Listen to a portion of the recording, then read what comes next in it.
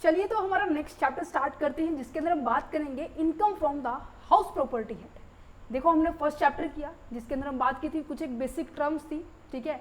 SSC कौन होता है, असेसिंग ऑफिसर कौन होता है, प्रीवियस ईयर असेसमेंट ईयर, इन सब के बारे में हमने डिस्कस किया था, ठीक है। फिर हमने रेजिडेंशियल स्टेटस के बारे में चेक किया था, क्योंकि रेजिडेंशियल स्टेटस इंपॉर्टेंट है, क्योंकि अगर मुझे किसी पर्सन से टैक्स कलेक्ट करना है तो सबसे पहले ये देखना पड़ेगा ना कि उसकी एज कितनी है और वो रेजिडेंशियल स्टेटस है या नहीं है इंडिया का, है ना।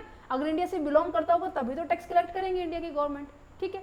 देन उसके बाद हमने अपनी इनकम का, ये कहते हैं ना कि टोटल ग्रॉस टोटल इनकम, है ना, इनकम टैक्स को कैलकुलेट करने के लिए हमारे जो एसएससी होते हैं, मीन्स की जो टैक्स पेयर होते हैं जिन्होंने कमाया है पूरे साल, उसमें ये देखा जाता है कि जो पर्सन है ना उसको कहाँ कहाँ से इनकम आ रही है। वो सैलरीड पर्सन है, उसकी हाउस प्रॉपर्टी से इनकम आ रही है, मीन्स की उसने कोई प्रॉपर्टी है, कमरा है रेंट पे चढ़ाया हुआ था, बिल्डिंग है रेंट पे चढ़ाया तो उससे आ रही है, या फिर उसने किसी भी सिक्योरिटी में इन्वेस्ट कर रखा था वहाँ से डिविडेंड इंटरेस्ट आ रहा है, या फिर मैं कहूँ कि उसका बिजनेस है, बिजनेस से इनकम आ रही है। इसकी सभी इनकम, पांचों हेड की इनकम को ऐड करके तब हम निकालते थे ग्रॉस टोटल इनकम।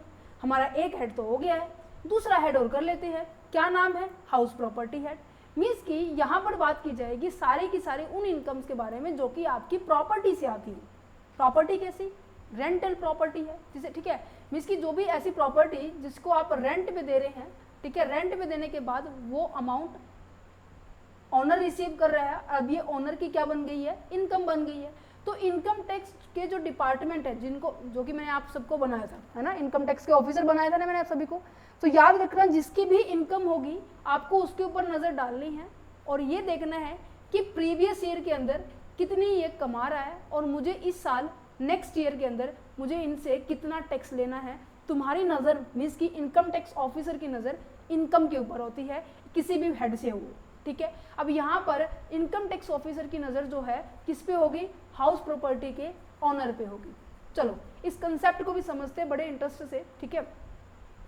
क्या कहते हैं कि मान लीजिए ये मिस्टर एक्स है, ठीक है, मिस्टर एक्स है, मिस्टर एक्स ने अपनी प्रॉपर्टी मिस्टर वाई को दी और मिस्टर वाई कहता है कि सर मैं बड़ी दूर से आया हूँ, मुझे आपका जो कमरा है रेंट पर दे दीजिए। मिस्टर एक्स बड़ा खुश हो गया कि लो भाई रेंट पे लो। उसने कहा कि बट मैं एक अमाउंट चार्ज करूँगा, कहते ले लो। ये अमाउंट को क्या कहेंगे, रेंटल अमाउंट कहेंगे। क्या कहेंगे, रेंटल अमाउंट कहेंगे। अच्छा ये बताओ रेंटल जो अमाउंट है किसके लिए क्या है, मिस्टर एक्स के लिए इनकम है एक्सपेंडिचर या मिस्टर वाई के लिए इनकम एक्सपेंडिचर। ऑब्वियस है, मिस्टर एक्स के लिए क्या होगी, इनकम होगी, मिस्टर वाई के लिए क्या होगी, एक्सपेंसेस होगी। बट इनकम टैक्स ऑफिसर जो मैंने आप सभी को बनाया, आपकी नज़र कहाँ होगी, इनकम पे होगी। कहाँ होगी, इनकम के ऊपर होगी। तो ये कहते हैं कि इनकम टैक्स डिपार्टमेंट वाले कि मिस्टर एक्स इस साल जितना भी तुमने अपने प्रॉपर्टी को रेंट पर दिया और उससे होने वाली इनकम जितनी भी हुई है उसके ऊपर टैक्स दो।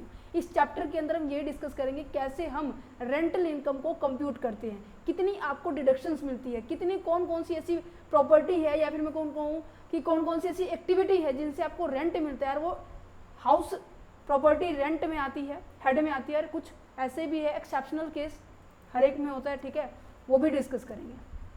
सो ये भी सभी पॉइंट्स है, 6 से 7 पॉइंट है जो कि आपको समझने होंगे इस चैप्टर के अंदर, और यहाँ से प्रैक्टिकल क्वेश्चंस आते हैं, आपको पता होगा।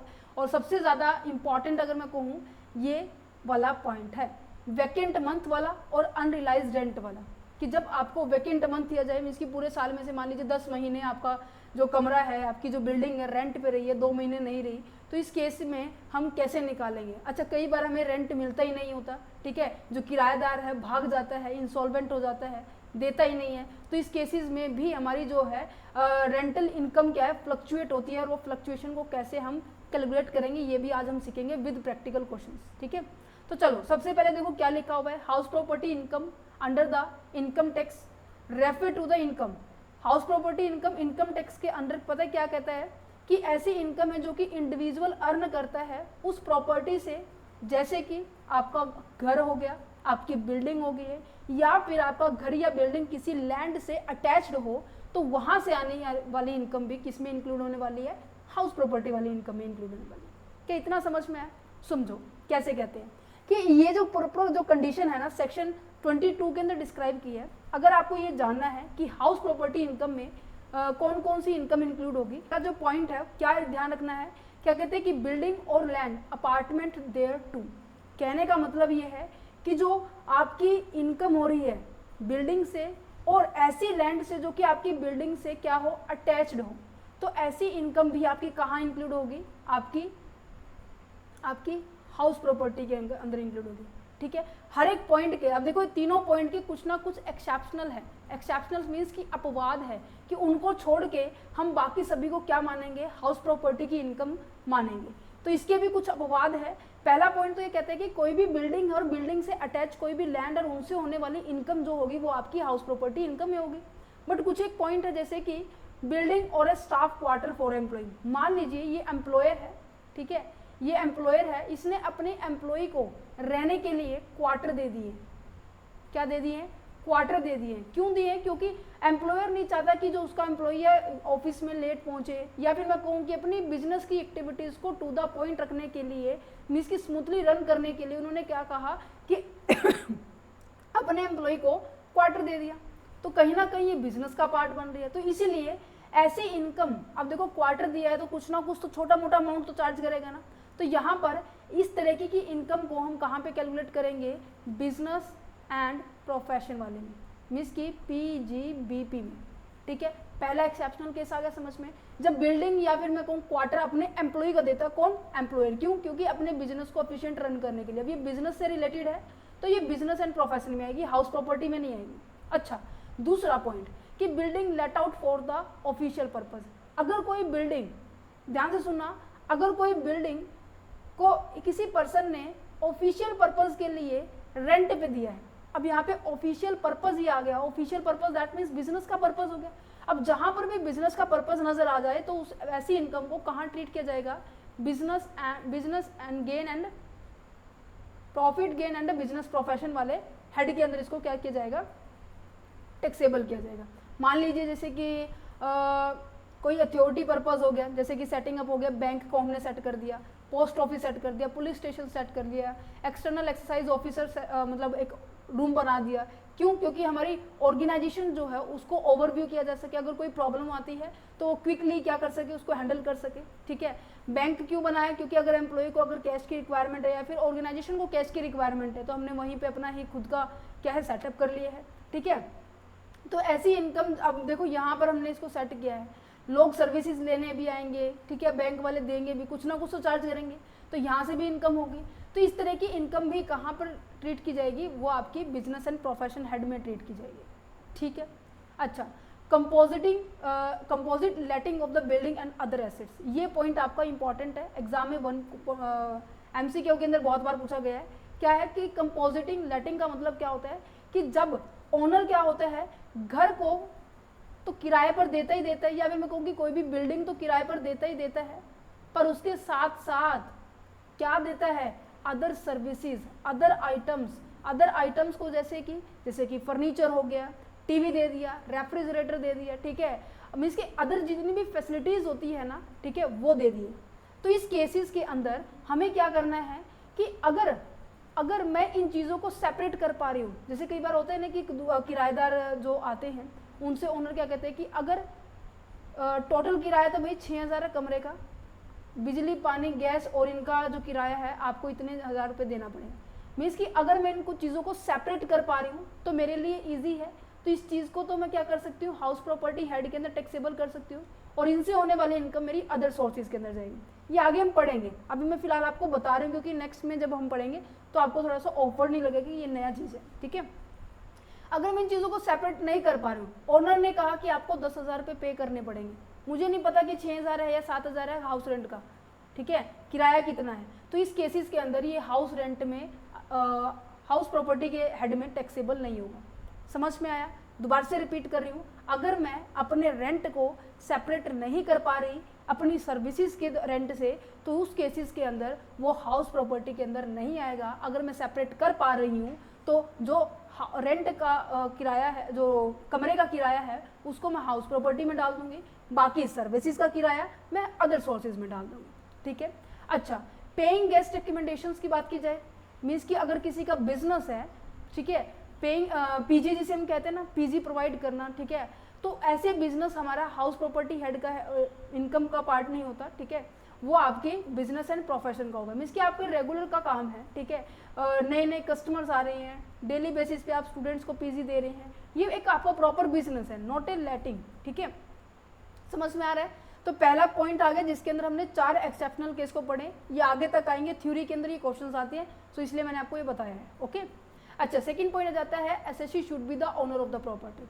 ये कहते हैं कि जो भी पर्सन अपने घर को किराए पर दे रहा है वो उसका क्या होना चाहिए, रियल ओनर होना चाहिए। अगर रियल ओनर नहीं हुआ तो उस केस में सेक्शन 27 डीम्ड ओनरशिप का कंसेप्ट पढ़ेंगे।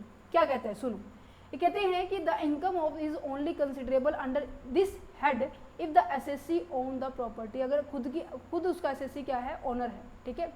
Where the SSC is the lease of a building and he derive an income from the subletting or the reletting, it will be the taxable under the income of from the other sources।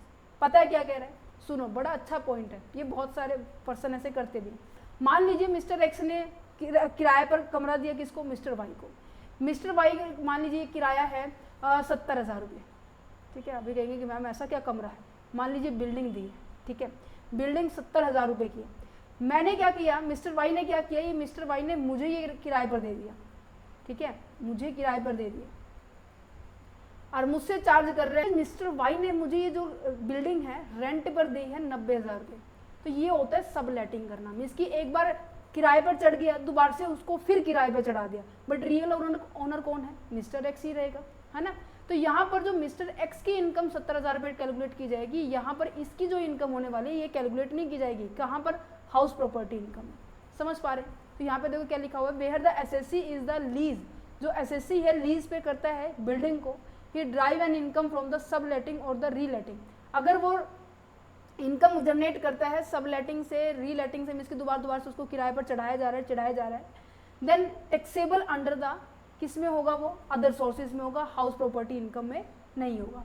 अच्छा, कई बार ऐसा होता है कि जो income जो होती है किराए की, वहाँ पर ओनर डिसाइड नहीं होता कि ओनर कौन है, वो काफ़ी सारे केसेस के अंदर होता है। सबसे पहला केस क्या है, जब पर्सन क्या करते हैं, किसी भी बिल्डिंग को, किसी भी प्रॉपर्टी को अपने स्पाउस या फिर अपने बच्चों के नाम कर देते हैं और वो उससे इनकम आती है। फॉर एग्जाम्पल, यहाँ पर मिस्टर एक्स है, ठीक है, यहाँ पर मिस्टर एक्स है, मिस्टर एक्स ने ये प्रॉपर्टी किसको ट्रांसफर कर दी, मिसिज एक्स को, बट मिसिज एक्स को प्रॉपर्टी तो ट्रांसफर कर दी, बट मिसिज एक्स ने इसको कुछ भी एज ए कंसिडरेशन नहीं दिया, मीन्स कि उसके प्रति कुछ भी पैसा नहीं दिया कि हाँ लीगली ये मैं इसकी ओनर हो चुकी हूँ। तो इस केस में इनकम टैक्स ऑफिसर ये कहते हैं कि चाहे तुमने इसको प्रॉपर्टी ट्रांसफर कर दी या आपने अपने बच्चों के नाम पे ट्रांसफर कर दी, पर इससे होने वाली इनकम के ऊपर तो आपको ही टैक्स देना पड़ेगा। क्यों देना पड़ेगा, क्योंकि उसके बदले में आपको प्रॉपर कंसिडरेशन नहीं मिला है, दैट्स द रीजन आपको डीम्ड वो क्या माना जाएगा, ओनर माना जाएगा। क्या इतनी बात क्लियर हुई। अच्छा, बस एक केस को छोड़ के अगर वो अपनी बेटी के नाम कर रहे हैं और बेटी की शादी हुई हो, उस केस में ओनर कौन होगी, वो बेटी ही मानी जाएगी। क्लियर है, समझ में आ गया। देखो क्या लिखा हुआ है, if someone transfer a house to there is a spouse without the getting anything in a return, अगर उसको बदले में कुछ नहीं मिला तो उस केसेस में उस पर्सन को ही क्या माना जाएगा, ओनर माना जाएगा, चाहे वो अपने माइनर चाइल्ड को दे या फिर अपनी स्पाउस को दे, एक्सेप्ट ए मैरिड डॉटर। मैरिड डॉटर को कर रहे हैं तो उस केस में ओनर मैरिड डॉटर ही होगी, ठीक है। को ओनरशिप, को ओनरशिप का मतलब क्या है, मोस्ट ऑफ आपने अपने फैमिली मेंबर में देखा होगा कि घर में अगर मैं कहूँ कि पापा जी हैं, उनके 3 बच्चे हैं, ठीक है, और इनकी प्रॉपर्टी है एक, और इस प्रॉपर्टी से, इन प्रॉपर्टी से ये तीनों उस प्रॉपर्टी के क्या हैं, ओनर है, ठीक है। अब यहाँ पर ये देखना पड़ेगा क्या इनका शेयर ऑलरेडी डिसाइडेड है या नहीं। अगर शेयर डिसाइडेड है, यस, तो कोई दिक्कत ही नहीं है, हमें इनकम को उसी के हिसाब से उनके अंदर कैलकुलेट कर लेंगे। मान लीजिए यहाँ पर जो है 3 लाख रुपए इस प्रॉपर्टी से क्या आए हैं, रेंट आया है, तो अगर इन्होंने कहा है कि हम इक्वल डिवाइड करेंगे तो सबके हिस्से में 1-1 लाख आ जाएगा, तो इजीली हम कैलकुलेट कर सकते हैं। अगर मैं ये कहूँ कि हाँ नहीं डिसाइड है इनका शेयर, तो इस केसेस के अंदर हम क्या करेंगे, इन सब के अंदर ही इन सबको एओपी डिक्लेयर कर देंगे, एसोसिएशन ऑफ पर्सन डिक्लेयर कर देंगे। पढ़ा था रेजिडेंशियल ऑफ स्टेटस हाउस के अंदर, रेजिडेंशियल स्टेटस के अंदर एओपी क्या होता है ना, तो इनको एओपी डिक्लेयर कर देंगे, उनको जबरदस्ती इस प्रॉपर्टी का क्या बना देंगे, ऑनर बना देंगे। तो को ओनरशिप का मतलब ये होता है, कोई भी कोऑपरेटिव सोसाइटी होगी, कंपनी होगी, एसोसिएशन ऑफ पर्सन हो गए, जो कि क्या कर रहे हैं, उनको लीज के ऊपर आपको क्या मिल रहा है, आपने कोई भी बिल्डिंग लीज पे दी है और उसके बाद आपको कोई अमाउंट मिल रहा है, तो उस केस में उन सभी को क्या माना जाएगा, ऑनर माना जाएगा। ठीक है।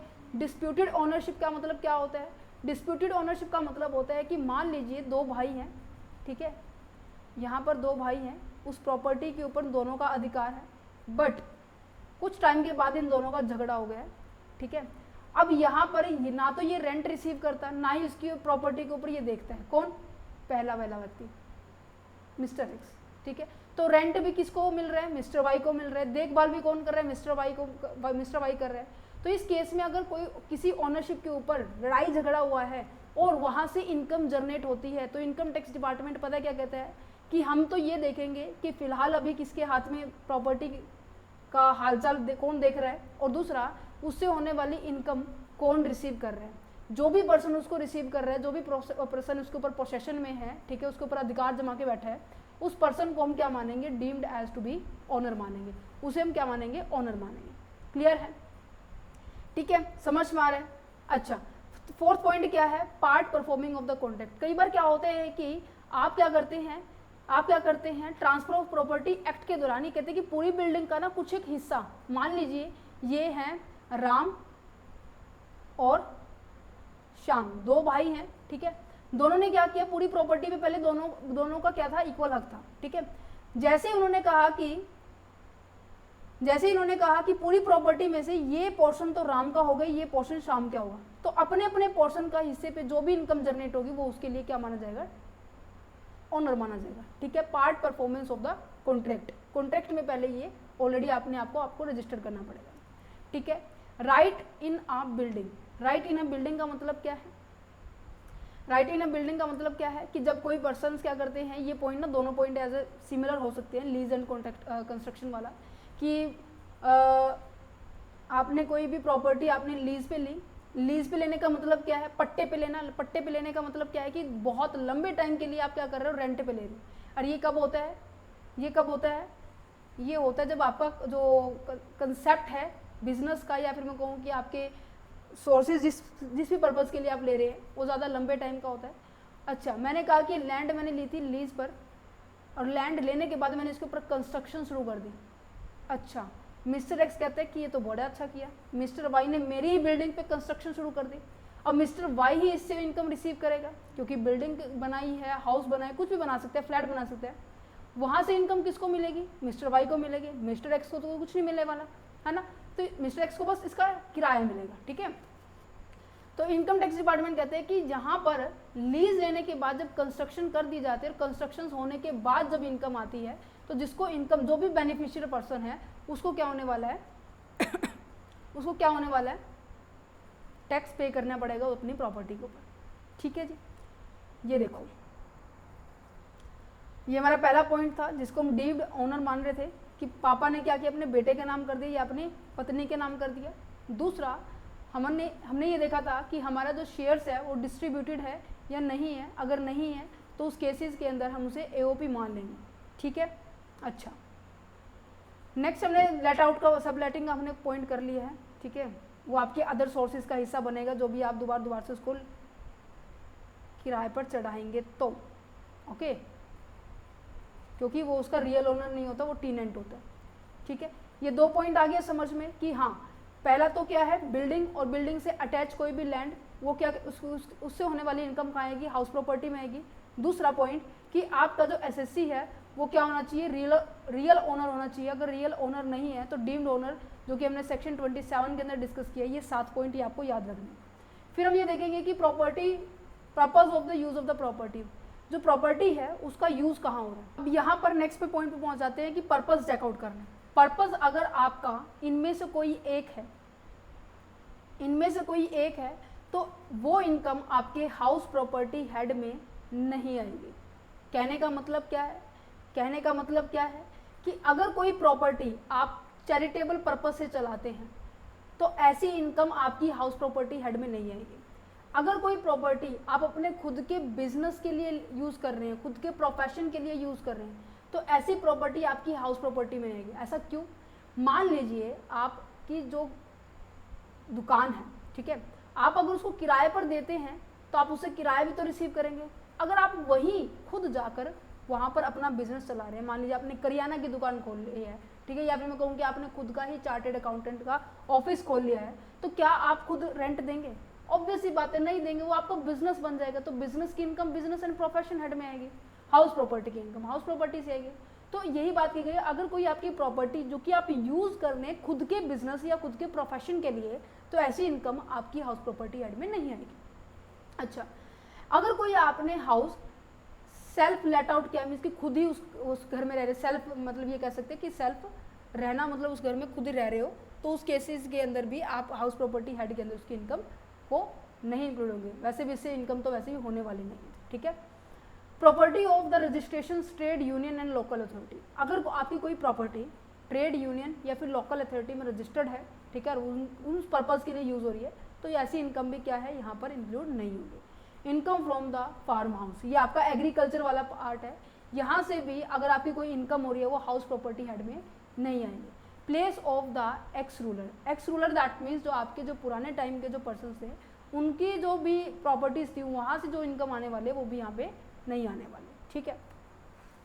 अच्छा जी, ये आपकी एक्सप्लेनेशन दी हुई है, सो आप इसको रीड आउट कर सकते हैं, ठीक है।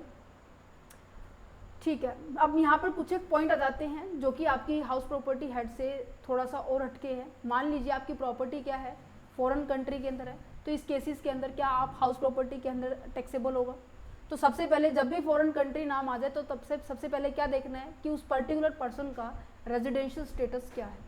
अगर उस पर्टिकुलर पर्सन का रेजिडेंशियल स्टेटस इंडिया से बिलोंग करता है या फिर कोई भी इनकम जो कि आपकी इंडिया से बिलोंग करती है, या तो पर्सन इंडिया से बिलोंग होना चाहिए या तो उसकी इनकम भी इंडिया से बिलोंग होनी चाहिए। दोनों में से कोई भी अगर इंडिया से बिलोंगिंग है तो उसकी इनकम हमारे इंडिया के अंदर टैक्सेबल होने वाली है, ठीक है।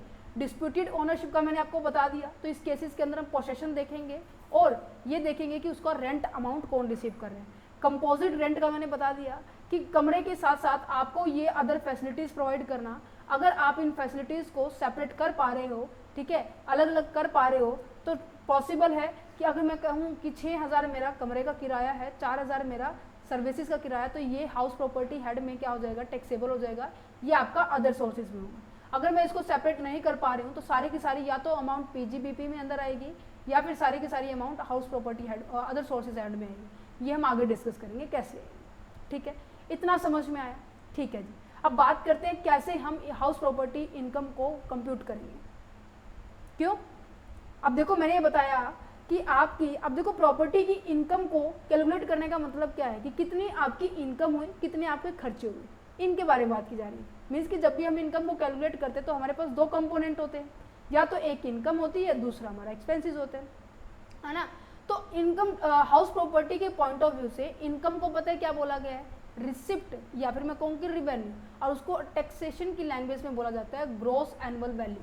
दैट मीन्स हाउस प्रॉपर्टी से होने वाली इनकम को उसका जो टोटल होने वाला है वो ग्रॉस एनुअल वैल्यू क्या है, इसको कैलकुलेट करना ही आपके पूरे चैप्टर का बेस पॉइंट है, ठीक है। समझ में आ रहा है? अच्छा, इसको कैलकुलेट करने के लिए आपको ये चार्ट न दिखाई दे रहा है, ये वाला चार्ट ध्यान से देखो। यहाँ पर 3 टर्म्स हैं। सबसे पहले टर्म क्या है, फेयर रेंट, दूसरा क्या है म्युनिसिपल वैल्यू, तीसरा क्या है स्टैंडर्ड रेंट, फोर्थ क्या है एक्चुअल रेंट। ये 4 टर्म समझनी है, चैप्टर हो जाएगा most of complete. Fair rent का मतलब क्या है, सुनो ध्यान से, एक सेकेंड। फेयर रेंट का मतलब होता है कि अब यहाँ पर इस लोकेलिटी में आप रह रहे हैं, ठीक है, ये जो मिस्टर एक्स है अपनी प्रॉपर्टी का किराया क्या कर रहे हैं, मैं तो एक कमरे को 5,000 रुपये में दूंगा। आप दूसरे के पास गए, सेम एज इट इज़ कमरा, आपने इनसे पूछा, आपने मोस्ट ऑफ ऐसे देखा होगा दिल्ली के अंदर, ठीक है, जब भी आप किसी एजुकेशन हब के पास जाते हो तो वहाँ पर जो किराया होता है वो मोस्ट ऑफ सिमिलर होता है। ऐसा क्यों? क्योंकि वो फेयर रेंट कहलाता है। क्यों? क्योंकि सिमिलर टाइप की प्रॉपर्टी, सिमिलर टाइप की फीचर्स प्रोवाइड करने वाले पर्सन जब आपको रेंट का अमाउंट बताता है, रीजनेबल रेंट कहते हैं जिसे हम, ठीक है, मार्केट रेट जिसे हम कहेंगे, ठीक है, वो आपकी सेम लोकेलिटी के अंदर सेम तरह की फैसिलिटीज प्रोवाइड करने वाले पर्सन को क्या कहेंगे, अमाउंट को क्या कहेंगे, फेयर रेंट कहेंगे। अच्छा, दूसरा पॉइंट क्या था कि म्यूनिसिपल वैल्यू मीन्स कि आप जिस लोकेलिटी में रह रहे हैं उस लोकेलिटी में जो आप सर्विसेज दे रहे हैं किसको, टीनेंट को, उस टीनेंट को से आप कितना अमाउंट चार्ज करेंगे, ये एक पर्टिकुलर अथॉरिटी डिसाइड करती है जिसका नाम है म्यूनिसिपल कॉरपोरेशन वाले या फिर मैं कहूँ कि कमेटी वाले। वो डिसाइड करते हैं कि हाँ आपकी लोकेलिटी में इतनी ही वैल्यू हो सकती है, इससे ज़्यादा नहीं हो सकती। अच्छा ठीक है, एक आ जाता है आपके पास स्टैंडर्ड रेंट। स्टैंडर्ड रेंट का मतलब होता है कि जो रेंट कंट्रोलर एक्ट के दौरान आपका डिसाइड किया हो। समझ पा रहे हैं, क्या समझ पा रहे हैं कि फेयर रेंट तो दैट मीन्स जो सिमिलर मार्केट में जो चल रहा है उसको बोला गया है। म्यूनिसिपल वैल्यू का मतलब क्या होता है कि जो कॉर्पोरेशन वाले कमेटी वाले सेट करते हैं कि आपकी प्रॉपर्टी का रेंट इतना होना चाहिए, ठीक है, वो है।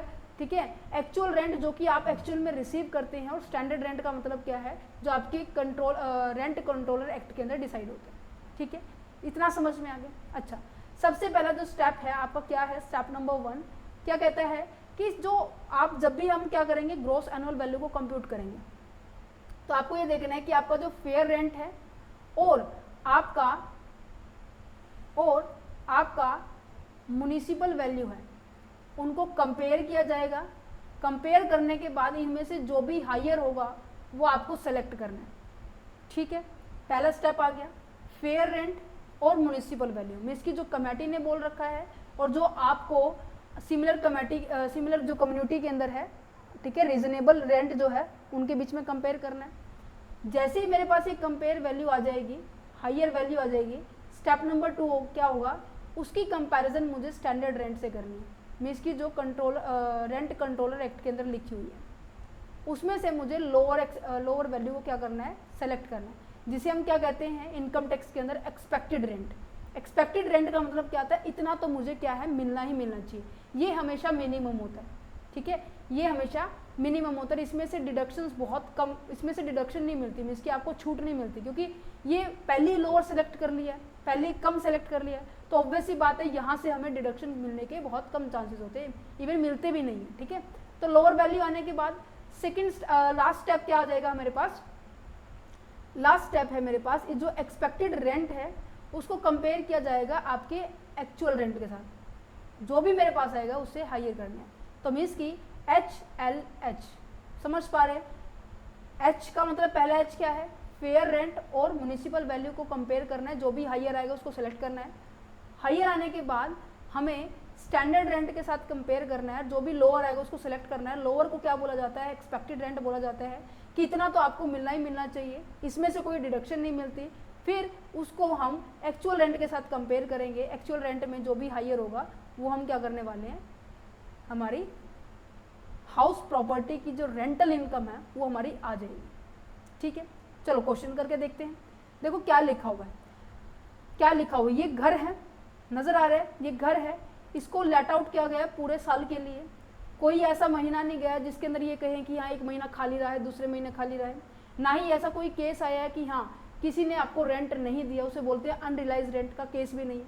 तो आपको सबसे पहला स्टेप क्या करना था, जो आपकी जो एक्सपेक्टेड रेंट है वो कैलकुलेट करनी है। एक्सपेक्टेड रेंट कैसे कैलकुलेट होगी, प्रोसेस है, अभी मैंने समझाया। फेयर वैल्यू को कंपेयर करना है किसके साथ, म्युनिसिपल वैल्यू से, इसमें से जो भी हायर आएगा फिर उसको मैं स्टैंडर्ड वैल्यू के साथ, स्टैंडर्ड रेंट के साथ कंपेयर करूँ, जो भी मेरे पास लोअर वैल्यू आएगी उसको मैं एक्चुअल रेंट के साथ कंपेयर करूँ, इसमें से जो भी मेरा हायर होगा वो मेरी क्या होगी, ग्रॉस एनुअल वैल्यू होगी।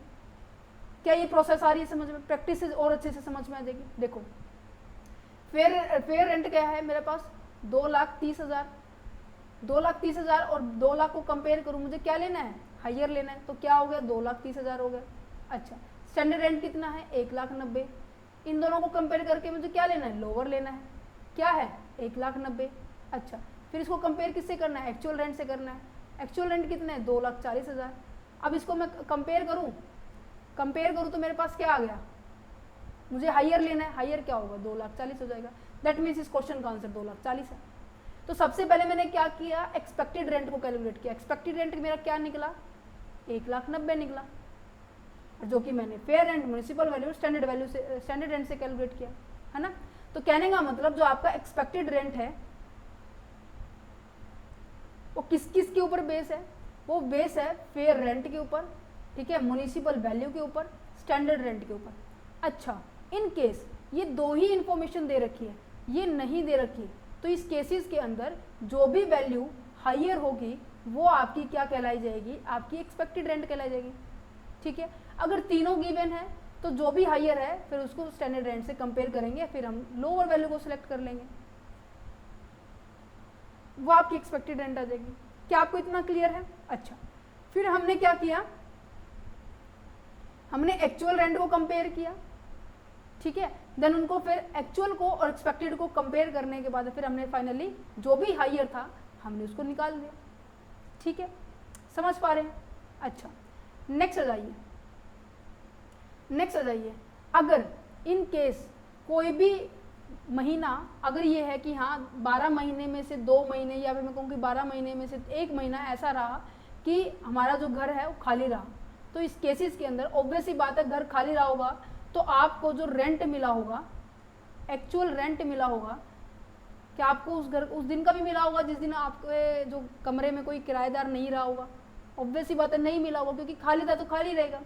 एग्जाम्पल के तौर पर 10,000 रुपये आप महीना भर लेते थे, मैंने कहा कि 10 महीने तक आपका जो रूम है वो रेंटेड रहा, 2 महीने वैकेंट रहा, तो ऑब्वियस ही बात है पूरे साल की इनकम कितनी होगी, 1 लाख होगी, है ना। जिसके कारण जो भी हम ऊपर पढ़ रहे थे एक्सपेक्टेड रेंट और एक्चुअल रेंट को कंपेयर करेंगे, जो भी हायर होगा वही हमारा क्या होगा, हमारा जीएपी होगा, जीएबी होगा।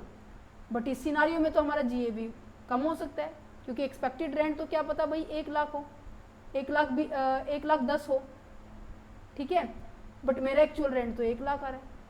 तो इस केसेस के अंदर जब एक्चुअल रेंट कम निकलता है उस केस के अंदर हमें उसका रीज़न क्या होगा फाइंड आउट करना पड़ेगा। क्या रीज़न हमारा वैकेंट पोस्ट के कारण था या फिर कोई अदर रीज़न है? कोई अदर रीज़न होगा तो उस केसेस के अंदर जो भी वैल्यू आपकी निकली है वो आपकी क्या हो जाएगी, जीएबी हो जाएगी। अगर वैकेंट के केस में वैकेंट के कारण आपका जो रेंट है, एक्चुअल रेंट है, कम आ रहा है, तो उस केसेस के अंदर हम क्या करेंगे, हमारी एक्चुअल रेंट को ही हम जीएबी मानेंगे, ठीक है। चलो क्वेश्चन के साथ करते हैं जब और अच्छे से समझ में आएगा। मैंने कहा कि मैंने मेरे घर है लेट आउट पे किया है, उसमें से कुछ महीने क्या है मैंने किराए पर नहीं गए, कोई अनरियलाइज रेंट नहीं था, मीन्स कि ऐसा कुछ नहीं था कि हाँ किसी ने मुझे किराया नहीं दिया, ऐसा कोई केस नहीं है, मुझे ग्रॉस एनुअल वैल्यू निकालनी है। तो सबसे पहले यही है कि एक्सपेक्टेड रेंट किसका, प्रॉपर्टी का, वो भी फुल ईयर का, ये हमेशा 12 महीने का निकलेगा, ठीक है। एक्चुअल रेंट वो भी लेट आउट पीरियड का, मीन्स कि जितने महीने लेट आउट हुआ, मैंने अब एग्जांपल में 10 महीने लिया तो 10 से मल्टीप्लाई होगी आपकी एक्चुअल रेंट की, देन उसको कंपेयर करेंगे, ठीक है। कंपेयर करने के बाद अगर आपका एक्चुअल रेंट ज़्यादा है एक्सपेक्टेड रेंट से, तो इस केसेस के अंदर ग्रॉस एनुअल जो वैल्यू है वो आपका एक्चुअल रेंट ही होगा। अच्छा, इन केस आपका एक्चुअल रेंट कम है, एक्सपेक्टेड रेंट ज़्यादा है, तो इस केसेस के अंदर हम रीज़न को देखेंगे, रीज़न अगर वैलिड नज़र आया तो हम एक्चुअल रेंट को ही क्या मान लेंगे, जीएबी मानेंगे। अगर मुझे वैलिड रीज़न नहीं नज़र आया तो एक्सपेक्टेड रेंट को ही हम क्या मानेंगे, जीएबी मानेंगे। देखो नीचे लिखा हुआ है, मुझे नज़र आया कि एक्चुअल रेंट आपका कम क्यों नज़र आ रहा है, क्योंकि कमरा खाली रहा, आपको किराया मिला ही नहीं, तो इस केसेस के अंदर हम एक्चुअल रेंट को ही क्या मानेंगे, ग्रॉस एनुअल वैल्यू मानेंगे। अच्छा, इन केस कोई और अदर कारण था तो उस केसेस के अंदर एक्सपेक्टेड रेंट को क्या मानेंगे, हम ग्रॉस एनुअल वैल्यू मानेंगे। फॉर एग्जाम्पल, ये एग्जाम्पल आपके लिए, मैंने कहा कि जो किराए पर जो मैंने घर दिया था, ठीक है, वो वैकेंट रहा 1 महीना। अच्छा, एक्सपेक्टेड रेंट है 1 लाख।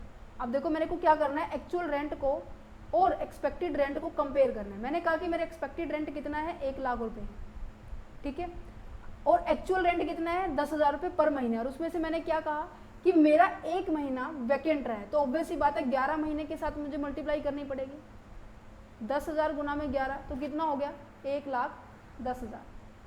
मैं उसको कंपेयर कर रही हूँ एक्सपेक्टेड रेंट से, एक्चुअल रेंट मेरा ज़्यादा है, तो जीएबी क्या होगा, मेरा एक्चुअल रेंट होगा, ठीक है। दूसरा केस कहते हैं कि आपका जो घर है वो 3 महीने क्या रहा, वैकेंट रहा, तो ऑब्वियस ही बात है 10,000 गुना में मैं क्या करूँगी, 9 करूँगी, क्योंकि 3 महीने खाली था तो 9 महीने का ही किराया होगा मुझे। अच्छा, 1 लाख मेरे पास क्या है, एक्सपेक्टेड रेंट है, तो मेरे पास ये क्या बचा, 90,000 है, यहाँ पे क्या बचा मेरे पास, 1 लाख है। तो ये केस कौन सा नज़र आ रहा है, जब आपका एक्चुअल रेंट क्या है, कम है एक्सपेक्टेड रेंट से। तो हम यहाँ पर क्या फाइंड आउट करते हैं, रीज़न फाइंड आउट करते हैं। मैंने देखा कि अगर मेरा जो कमरा है पूरे साल किराए पर रहता तो मेरी इनकम कितनी होती, 1,20,000। तो अब इस केसेस के अंदर वैलिड रीज़न नज़र आ रहा है कि वैकेंट होने के कारण मेरा रेंट कम आ रहा है, रेंट की इनकम कम आ रही है, तो इस केसेस के अंदर एक्चुअल रेंट को ही क्या मानेंगे हम, GAB मानेंगे। अच्छा चलो एक और केस देख लेते हैं। क्या कहता है ये केस कि वैकेंट था 3 महीने, एक्सपेक्टेड रेंट है 1 लाख, एक्चुअल रेंट है 7,000। देखो क्या कह रहा है, ये कह रहा है कि एक्चुअल रेंट है, एक्सपेक्टेड रेंट है, एक्सपेक्टेड रेंट कितना है, वही 1 लाख है, ठीक है, एक्चुअल रेंट कितना है, 7,000 है, कितने महीने खाली रहा, 3 महीने में, इसकी रेंट कितने का मिला होगा, 9 महीने का, तो कितना होगा, 63,000 होगा। इसको फिर हमें कंपेयर करना है क्योंकि एक्चुअल रेंट हमारा कम है एक्सपेक्टेड रेंट से। तो इस केसेस के अंदर हमें क्या करना होगा, कंपेयर करके रीज़न फाइंड आउट करना होगा कि क्यों मेरा जो 63,000 आया और 1 लाख आया। तो मैंने देखा कि अगर मैं इसको पूरे साल में किराए पर चढ़ा भी देती तो 7,000 गुना में मैं 12 करती तो कितना आता, 84,000 आता। तो ये तो वैसे भी कम एक्सपेक्टेड रेंट से। तो इस सिनारियो के अंदर GAB हमारा क्या होता, हमारा एक्सपेक्टेड रेंट होता। क्लियर है, समझ पा रहे हैं। अच्छा, treatment of the unrealised rent का मतलब क्या है। अच्छा, इन केस जैसे मैंने अभी तक बताया कि अभी तक मेरा कोई भी ऐसा केस नहीं था कि जिसके अंदर मैं कहूँ कि मेरा जो किराएदार है मेरा किराया लेकर भाग गया, अभी तक मैंने ऐसा कोई नहीं केस पढ़ा। अच्छा, इन केस मैं कहूँ कि मेरा किराया लेकर भाग गया है तो मुझे क्या करना होगा, सेक्शन 23 सबसेक्शन 1 को अप्लाई करना होगा। ये कहते हैं कि अगर ऐसा कुछ हो जाता है तो आपको छूट मिल सकती है अगर आपका किराएदार आपको किराया नहीं दे के गया, बट आपको 4 कंडीशन फुलफिल करनी होगी गवर्नमेंट की। गवर्नमेंट कहती है कि आप सबसे पहले तो ये प्रमाणित कीजिए कि जो आपने कमरा किराए पर दिया था वो एक फुल्ली पॉजिटिव इंटेंशन से दिया था, बोनाफाइड टेंडेंसी से दिया था। बोनाफाइड टेंडेंसी का मतलब क्या है कि आपकी इंटेंशन थी कि हाँ मुझे उससे रेंट लेना है और वो मेरा किरायादार है, मैंने एक प्रॉपर लीगल रेगुलेशंस फॉलो किया था, मेरी कोई इंटेंशन चोरी करने की नहीं थी टैक्स की। ठीक है, दूसरा पॉइंट कहते हैं कि अगर ऐसा केस हो भी जाता है कि हाँ लग रहा है कि मेरा जो टेनेंट है वो भाग गया है, ठीक है, डिफ़ॉल्ट हो गया है, तो मुझे सबसे पहले उससे अपना क्या होना चाहिए, मुझे लग रहा है कि हाँ मेरा जो किराएदार है मुझे किराया नहीं दे रहा, 3-4 महीने हो गए, तो सबसे पहला स्टेप ये होना चाहिए कि मैं उससे अपनी प्रॉपर्टी क्या करवा दूँ, खाली करवा दूँ। ठीक है, समझ में आ रहा है। तीसरा पॉइंट ये देखेगा गवर्नमेंट कि क्या चलो एक प्रॉपर्टी से तो चला गया वो टेनेंट, क्या ऐसा कुछ है कि दूसरी प्रॉपर्टी पे जाके उसने जाके वहाँ पे बैठ गया हो, नहीं, ये देखना है कि the defaulting tenant is not in occupation of the any other property of the SSC की कोई दूसरी प्रॉपर्टी के ऊपर वो ऑक्यूपाई नहीं होना चाहिए, मीन्स कि वहाँ पर रहा नहीं होना चाहिए। अच्छा, फोर्थ पॉइंट कि जो एसएससी है मीन्स कि जो ओनर है उसने कुछ एक लीगल स्टेप उठाए हो, मीन्स कि पुलिस के अंदर कंप्लेंट की हो या फिर आपने उसको बिल्कुल बाहर निकाल दिया, उसके प्रति कोई भी एक्शंस लिए होने चाहिए। ठीक है, प्रोसीजर होना चाहिए। अगर आपने ये 4 चीज़ों को सेटिस्फाइड कर दिया तो कहीं ना कहीं आपकी क्या हो जाएगी, आपको जो रूल 4 बताए मैंने, अगर आपने उसको सेटिस्फाइड कर दिया तो आपको उसकी छूट मिल जाएगी। छूट मिलने का मतलब क्या है कि मैंने कहा कि बनता था 1 लाख रुपए, गवर्नमेंट के लिए तुम्हारा तो 10,000 पर महीना है, 10 महीने आपका क्या रहा है, 10 महीने क्या रहा है, आपने कमरा किराए पर रहा है, आप कह रहे हो कि सब 10 महीना इवन रहा है बट मुझे 5 महीने का किराया मिला है। नहीं कहते नहीं हम तो केवल 1 लाख के ऊपर टैक्सेबल अमाउंट को चार्ज करने के बाद टैक्स कैलकुलेट करेंगे। आप कह रहे हैं कि नहीं मेरे 5 महीने का कैलकुलेट करो, मैं इसकी 50,000 के ऊपर कैलकुलेट करूँ। ठीक है, फॉर एग्जाम्पल है क्योंकि लिमिट ज़्यादा है इसकी। ठीक है, तो यहाँ पर वो कहते हैं कि अच्छा ऐसा है तो पहले प्रूफ करके बता, ये 4 जो रूल मैंने बनाए हैं क्या आप उसको फुलफिल कर रहे हो, अगर येस तो आपको ये वैलिड हो जाएगा। ठीक है, 5 महीने का एग्जाम्पशन मिल जाएगा, अदरवाइज नहीं मिलेगा।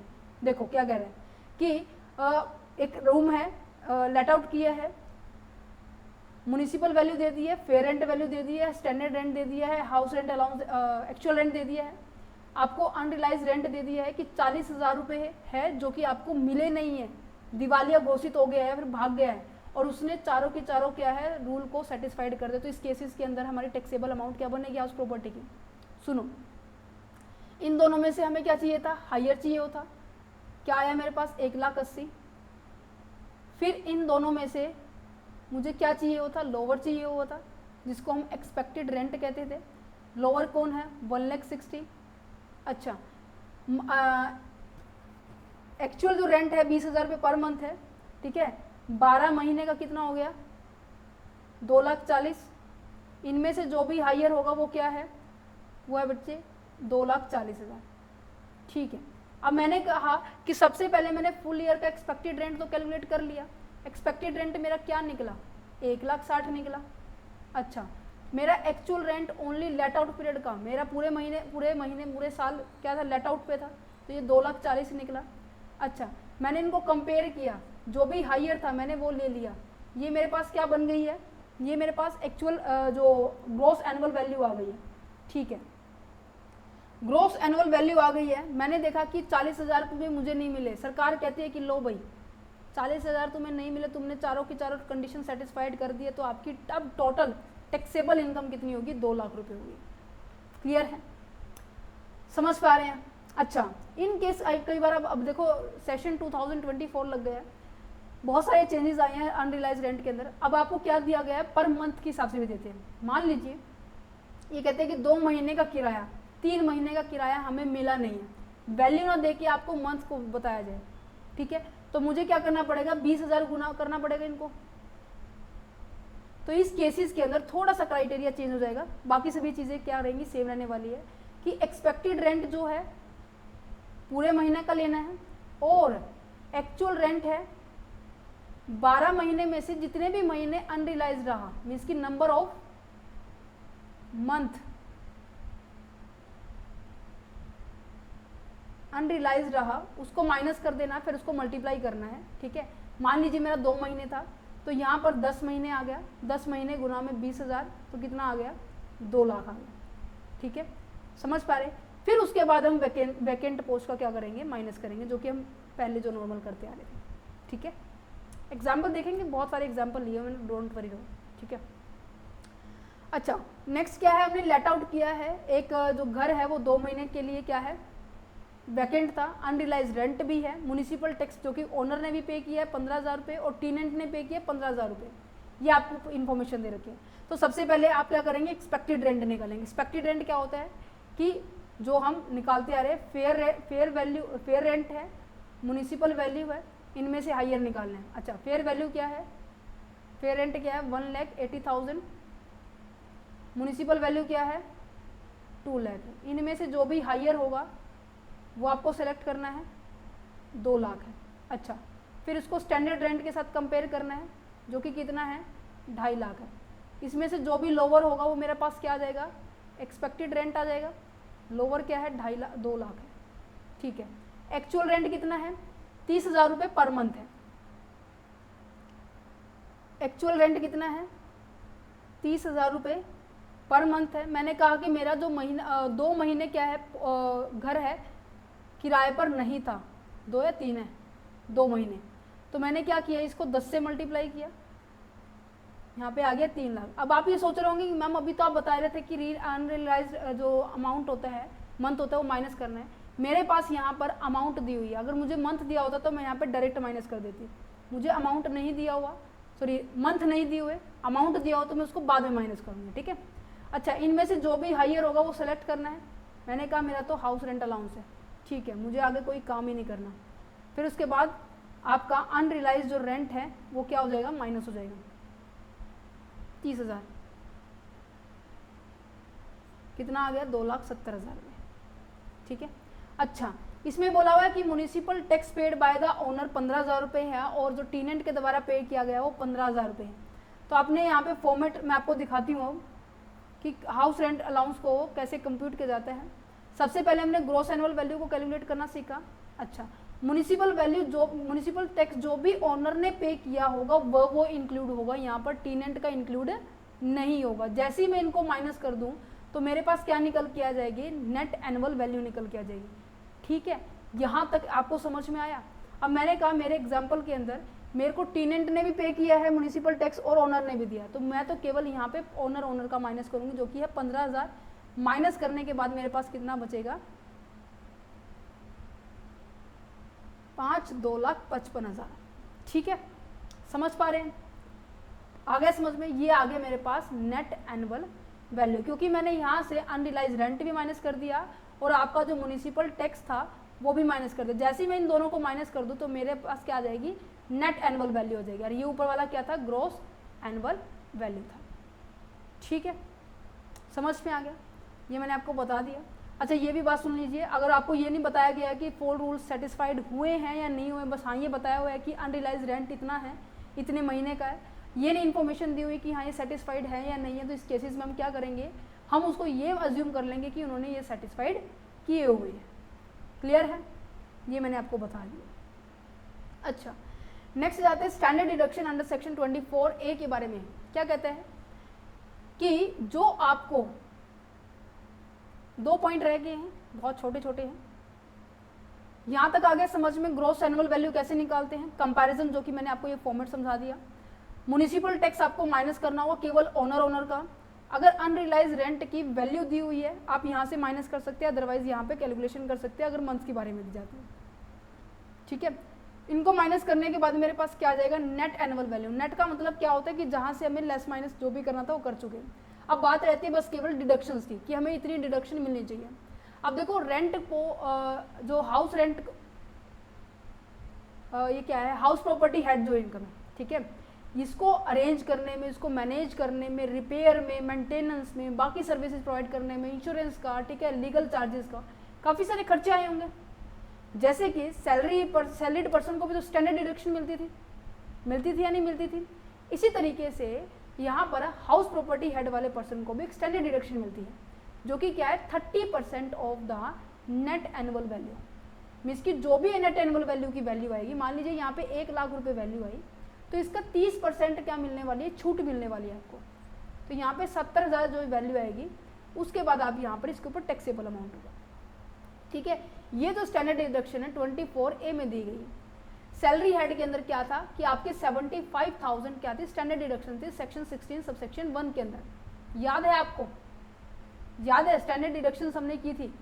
चलिए, तो यहाँ पर आपको स्टैंडर्ड डिडक्शंस किस लिए दी जाती है कि जो भी ओवरऑल जो भी खर्चा होता है ना, उसको सेट ऑफ करने के लिए। अब गवर्नमेंट ना आपसे प्रूफ मांगेगी कि हाँ जी दिखाओ क्या चल रहा है, तो यहाँ क्या लिखा हुआ है, अकॉर्डिंग टू सेक्शन 1961 एक फ्लैट डिडक्शंस आपको क्या कर दी जाती है, अलाउड कर दी जाती है टैक्स पेयर को। किसके ऊपर, on the net annual value के ऊपर। ठीक है, ये डिडक्शन किस लिए दी जाती है कि आप कवर कर सके एक्सपेंसेस को, लाइक द बैंक की कलेक्शन चार्जेस होते हैं, इंश्योरेंस होती है, रिपेयर होती है, मेंटेनेंस होती है, जो भी प्रॉपर्टी का होता है। तो आपको किसी भी तरह की टैक्स पेयर को किसी भी तरह की रिक्वायरमेंट नहीं होती कि हाँ भाई एक्चुअल बिल को या फिर प्रूफ को आपको रिप्रेजेंट करना हो। ठीक है, तो की पॉइंट क्या है कि अमाउंट ऑफ डिडक्शन कितनी मिलने वाली है, 30% मिलने वाली है। किस पे मिलने वाली है, नेट वैल्यू पे मिलने वाली है। अच्छा, ये आपकी जो स्टैंडर्ड डिडक्शंस है, एप्लीकेबिलिटी के बारे में बात की जाए तो यहाँ पे क्या लिखा होता है, deductions apply only to the property that are to be let out और deemed to be let out for the self occupied property. मान लीजिए आप, मैंने कहा कि आप सेल्फ ऑक्यूपाइड है, ठीक है, उस घर में आप खुद रह रहे हैं, तो ऑब्वियसली बात है रेंटल इनकम भी नहीं आई होगी। अब इनकम नहीं आई तो क्या आपकी नेट एनुअल वैल्यू आएगी, ये भी नहीं आएगी, ये भी नील होगी। अगर ये नील हो गई तो क्या आपका जो मैं कहूँ 30% है, जीरो का ही 30% करूँ तो ये तो नील ही रहेगी। तो इसलिए बोला गया है कि अगर आपका सेल्फ ऑक्यूपाइड जो प्रॉपर्टी है उसके ऊपर कभी भी जो डिडक्शंस है वो नहीं होगी, या फिर मैं कहूँ कि अगर आपकी नेट एनुअल वैल्यू का बैलेंस नेगेटिव भी हो सकता है, उस केस में अगर आप 30% करें तो उस केस में भी आपको स्टैंडर्ड डिडक्शंस अलाउड नहीं होती। तो कहने का मोटा मोटा मतलब है केवल पॉजिटिव बैलेंस में, ठीक है, आपका स्टैंडर्ड डिडक्शन एप्लीकेबल होगा, अदरवाइज नहीं होगा, क्योंकि नेगेटिव बैलेंस में स्टैंडर्ड डिडक्शन नेगेटिव होगी तो ये अमाउंट बढ़ जाएगी। मान लीजिए 50,000 माइनस के हैं, इसका 30% करेंगे तो कितना हो जाएगा, 15,000 फिर माइनस में हो जाएंगे। तो ऐड माइनस माइनस प्लस होता है, तो ये कितना हो जाएगा 65,000, जो कि आपकी डिडक्शन ये अलाउड उस टाइम नहीं होती है। ठीक है, कैलकुलेशन मैंने आपको बता ही दी। अच्छा, लास्ट आ जाता है पोर्शन की जो आपकी मिलती है कि इंटरेस्ट का। मीन्स कि जब कोई पर्सन अपना घर बनाने में, ठीक है, कंस्ट्रक्शन करने में या फिर परचेज करने के लिए बैंक से लोन लेता है और लोन लेने के बाद उसके ऊपर जो इंटरेस्ट बनता है उसकी डिडक्शंस आपको मिलती है। अब आपने लोन लिया परचेज करने के लिए, परचेज करने क्यों किया? क्योंकि आप चाह रहे हो उस बिल्डिंग लैंड को मैं खरीदूं और खरीदने के बाद उसके ऊपर कंस्ट्रक्शन शुरू करो और बनने के बाद मैं उसको रेंट पे चढ़ाऊं। ठीक है, अब मैंने कहा कि आपने, ध्यान से सुनना इस लाइन को, मैंने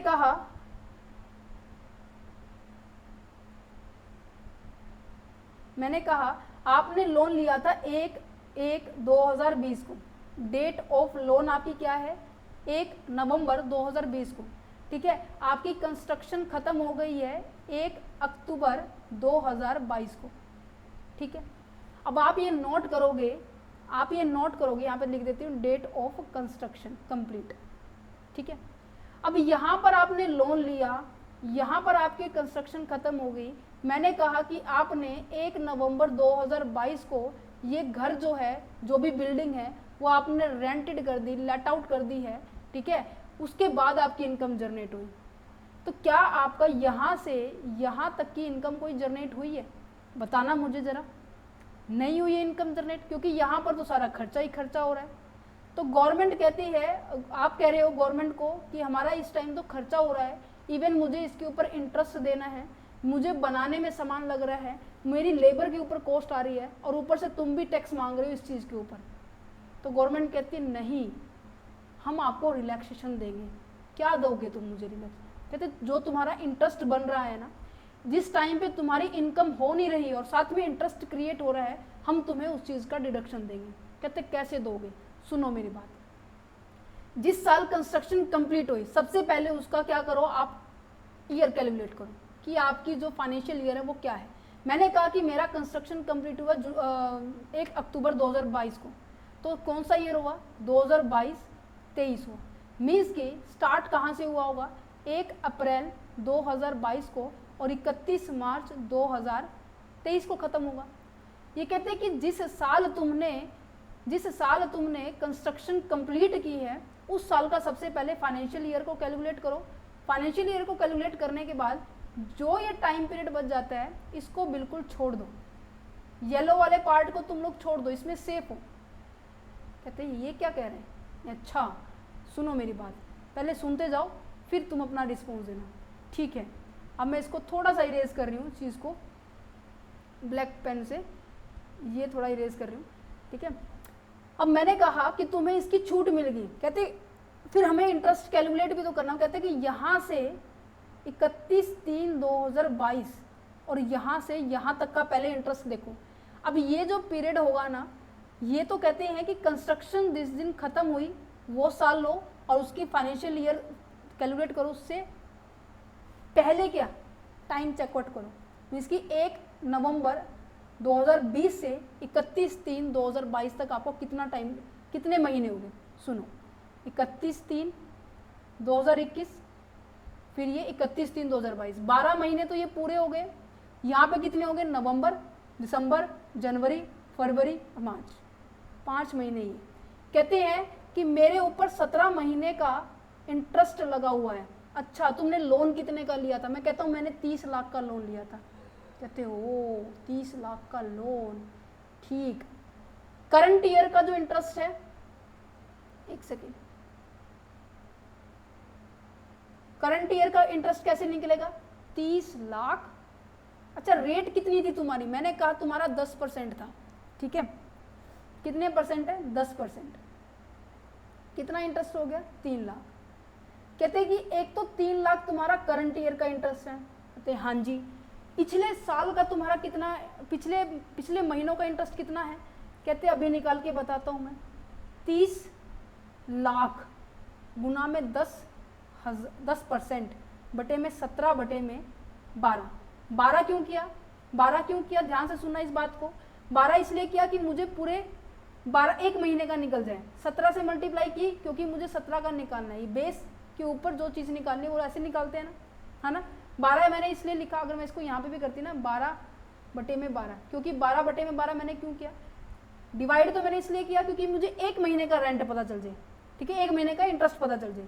ऊपर मैंने 12 से मल्टीप्लाई क्यों किया, क्योंकि मुझे मेरे एक साल के अंदर कितने महीने हैं, 12 महीने हैं, तो मैंने इसको कट करेंगे तो वैसे भी मेरा 3 लाख आएगा, ठीक है। अब मैं इसको कट करके करूँ तो मेरे पास कितना आएगा, 30 लाख गुना में 10,000 गुना में 17/12, तो ये आ जाएगा 425,000। कहते हैं अच्छा तुम्हारा ये इंटरेस्ट बना है, कितने का बना है, पिछले 17 महीनों का इंटरेस्ट तुम्हारा ये बना है। कहते अब तुम बताओ हमें क्या दोगे। कहते हैं मैं तुम्हें सेक्शन 24B के तहत तुम्हें ये इंटरेस्ट की डिडक्शन दूंगा, वो भी 5 इंस्टॉलमेंट्स में। कहने का मतलब जो 4,25,000 रुपये बने हैं जो तुम्हारे इंटरेस्ट के, वो तुम्हें आने वाली 5 इंस्टॉलमेंट में डिडक्शन मिल जाएगी। तो कहने का मतलब आपको हर साल 85,000 डिडक्शन मिलेगी, और साथ ही साथ जो करंट ईयर का इंटरेस्ट था उसकी भी मिलेगी। मीन्स की टोटल डिडक्शन कितनी मिलेगी सेक्शन 24B के तहत, वो मिलेगी बच्चे 3 लाख प्लस के 85,000। तो कितना हो गया 3,85,000। मीन्स कि इस साल करंट ईयर में आपको क्या मिलने वाली, 3,85,000 की छूट मिलने वाली, ठीक है। तो सबसे पहले जो स्टेप होने वाला है, आपको प्री कंस्ट्रक्शन पीरियड निकालना होगा। प्री कंस्ट्रक्शन पीरियड का मतलब क्या है कि जिस साल मेरी कंस्ट्रक्शन कंप्लीट हुई है उस साल को छोड़ के उससे पिछले महीने जितने भी होंगे इन सब को क्या बोला जाता है, प्री कंस्ट्रक्शन पीरियड बोला जाता है। क्या बोला जाता है, प्री कंस्ट्रक्शन पीरियड बोला जाता है। अच्छा, दूसरा फिर मुझे क्या करना है, प्री कंस्ट्रक्शन पीरियड का इंटरेस्ट निकालना है, जो कि मैंने भी निकाला। 30 लाख रुपए थे, मैंने 10% का इंटरेस्ट देना था, महीने बने थे मेरे 17/12, जो कि निकला 4,25,000 रुपये। अच्छा जी, फिर मैंने कहा कि make up instalment of the interest in 5 parts. मैंने इनके 5 पार्ट्स बना दिए कि आने वाले टाइम में आपको 5 पार्ट में ये मिल जाएंगे।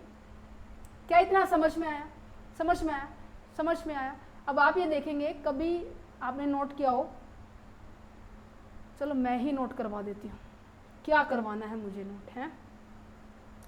सुनो ध्यान से, बहुत गौर देके इस वर्ड को समझना। यहाँ पे क्या लिखा हुआ है, पेड, यहाँ पे क्या लिखा हुआ है, पेबल। पेड का मतलब है कि जब तक आप म्युनिसिपल टैक्स पे नहीं करेंगे तब तक आप उसकी डिडक्शन नहीं ले सकते। मीन्स कि आपको इसकी एक्चुअल में पेमेंट करनी होगी, दैट मीन्स कैश बेसिस है ये। जब तक इसकी पेमेंट नहीं करोगे आपको टैक्स की डिडक्शंस नहीं मिलेगी। कहते अच्छा, पेबल का मतलब है कि अगर आउटस्टैंडिंग भी हो गया, अगर ड्यू भी हो गया, तब उस केस में भी हम आपको क्या दे देंगे, डिडक्शन देंगे। ऐसा क्यों भाई, ऐसा क्यों? रीज़न है कि जब भी आप बैंक से लोन लेने जाते हो तो बैंक वाले एज अ सिक्योरिटी आपसे कोई ना कोई चीज़ एज अ सिक्योरिटी रखते हैं। इनकेस आपने बैंक का लोन नहीं दिया, इंटरेस्ट नहीं दिया, तो बैंक वाले क्या करेंगे, प्रॉपर्टी बेचो, उससे अपना रिकवर करो। बट ऐसा म्युनिसिपल टैक्स वालों के पास कोई राइट नहीं होता, दैट्स द रीज़न यहाँ पे पेड लिखा हुआ है। ठीक है, समझ में आ रहा है। अब यहाँ पे इसके पॉइंट्स देखते हैं, चैप्टर हो गया फिनिश। देखो, if the SSC has taken a loan और advance for the purchase, construction and repair, इन तीनों चीज़ों के लिए या फिर रिनोवेशन के लिए, तो आपका इंटरेस्ट बनता है उस लोन के ऊपर। तो उस इंटरेस्ट की लोन की जो डिडक्शन है सेक्शन 24B में मिलेगी, और वो भी from the net annual value से। ठीक है, अच्छा, interest for the period prior to the year, means कि जिस साल आपका इंटरेस्ट बन रहा है उस साल से पहले की बारे में बात की जा रही है, जहाँ पर आपकी कंस्ट्रक्शन क्या हो चुकी हो, खत्म हो चुकी हो, उसे क्या कहेंगे, प्री कंस्ट्रक्शन पीरियड कहेंगे। और उस पीरियड का इंटरेस्ट क्या कहेंगे, प्रायर पीरियड इंटरेस्ट कहेंगे। समझ में आ रहा है, जो कि हमारा 17 महीने का बना है। ठीक है, ये जो इंटरेस्ट जो बोरिंग कैपिटल होते हैं वो हमेशा एक्रूअल बेसिस पे होती है। Pre construction period shall also be allowed for the 5 equal instalment में हम इसको क्या करते हैं, आपको डिडक्शंस मिलती है। ठीक है, समझ में आ रहा है। अगर इन केस, मैं आपको कह रही हूँ, अगर इन केस ध्यान से सुनो, अगर इन केस आपकी कंस्ट्रक्शन कंप्लीट हुई यहाँ पर, ठीक है, आपने पेमेंट कर दी यहाँ पर, ध्यान से सुनना, यहाँ पर दैट मीन्स 1/5/2022 को पेमेंट कर दी, तो इस केसेस के अंदर क्या होगा, इस केस में क्या मानेंगे, इस केस में अब देखो ये साल तो हमें लेना ही नहीं था, तो इस केस में कंस्ट्रक्शन पीरियड तो हमने इग्नोर करना है, इसमें से और इसमें से जो भी डेट पहले होगी हम उसे क्या करेंगे, विच एवर इज अर्लियर, वहाँ से हम प्री कंस्ट्रक्शन पीरियड की मंथ को कैलकुलेट करेंगे। अच्छा, इन केस मैं कहूँ कि मैंने यहाँ पर 1/4/2021 को मैंने प्री पेमेंट कर दिया, तो ये वाला इसमें से और इसमें से कैलकुलेशन होगी, विच एवर इज अर्लियर, ध्यान से सुनना, विच एवर इज अर्लियर, यहाँ तक की क्या की जाएगी, प्री कंस्ट्रक्शन पीरियड को कैलकुलेट किया जाएगा। क्लियर है? अच्छा अच्छा अच्छा अच्छा अच्छा, ठीक है ठीक है ठीक है, आगे समझ में। चलो नेक्स्ट पॉइंट आ जाता है, interest paid on the fresh loan after the repayment of the original loan. कई बार ऐसा होता है कि बैंक वाले, आपने कहा कि मेरा ICICI बैंक से मैंने लोन लिया हुआ है, कहते अच्छा, कहते 10% के ऊपर, अब इसका लोन लिया हुआ है, ठीक है, अब आपने इसके लोन को चुकाने के लिए SBI से लोन लिया, जो कि लोन की इंटरेस्ट रेट कितनी थी, 8% थी, ठीक है। अब SBI से जो लोन लिया वो अपने आप सेटअप कर देगा ICICI के लोन को, और इसकी हमें डिडक्शन मिल जाएगी 8% के ऊपर, यही तो कह रहे हैं। अब आप ये सोच रहे होंगे कि मैम SBI वाले 8% पे क्यों दे रहे होंगे, है ना, आप लोगों के माइंड में आ रहा होगा। आंसर ये है कि अगर ऐसा सिनारियो हो जाता है कि एक बैंक से लेने के बाद आप दूसरे बैंक से ले रहे हो और उसकी डिडक्शन आपको इजीली मिल जाती है, कोई दिक्कत नहीं, बट ध्यान से सुना, हर एक बैंक वालों को, हर एक बिजनेस पर्सन को अपने कस्टमर्स बनाने होते हैं, इन कस्टमर्स को बनाने के लिए वो अपने मार्केट में अपने रेट को फ्लक्चुएट करते रहते हैं, दैट्स द रीजन, ठीक है। ये कहते हैं कि interest paid on the fresh loan after the repayment of the original loan shall also be allowed as a deductions. क्या कह रहा है कि अगर आप कोई फ्रेश लोन ले रहे हो, क्यों, क्योंकि आपके जो ओरिजिनल लोन है उसकी रिपेमेंट करनी है, तो जो फ्रेश लोन लिया है उसका जो इंटरेस्ट बनेगा उसकी डिडक्शन आपको मिल जाएगी।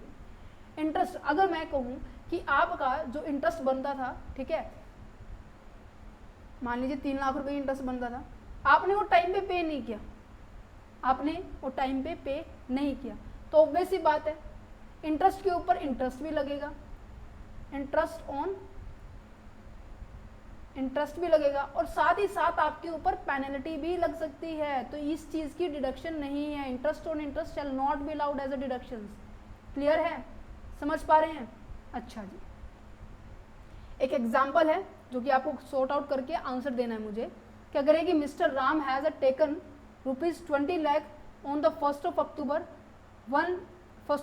2019 के अंदर, इसकी यहाँ पर 1 अक्टूबर 2019 को इन्होंने कोई लोन लिया है जो कि आपका 20 लाख रुपए का है 15% के रेट पर, for the construction of a house, जो कि कंप्लीट हुई है 31 मार्च 2023 को कंप्लीट हुई है।